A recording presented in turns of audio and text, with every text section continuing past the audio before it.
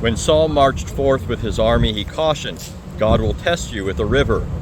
So whoever drinks his fill from it is not with me, and whoever does not taste it except a sip from the hollow of his hands is definitely with me.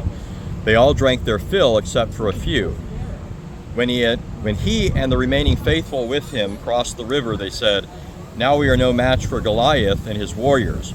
But those believers who were certain they would meet God reasoned, how many times has a small force vanquished a mighty army by the will of God?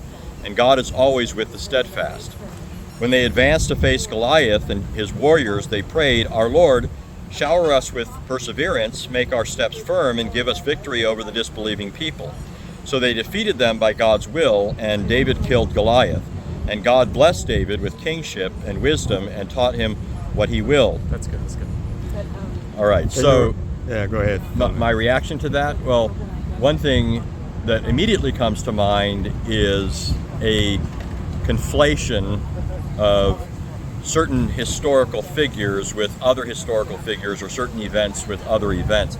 So in this case, what immediately pops to mind is the confusion of what Saul did in order to ferret out from his army those who should go with him and those who shouldn't.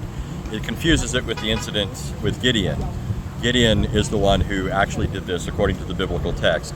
So there's that, but another interesting thing to me about this is that here we have in the Qur'an an endorsement of the wars that were fought by the Israelites under their kings at the behest of God, because sometimes Muslims will use this as an argument against biblical religion.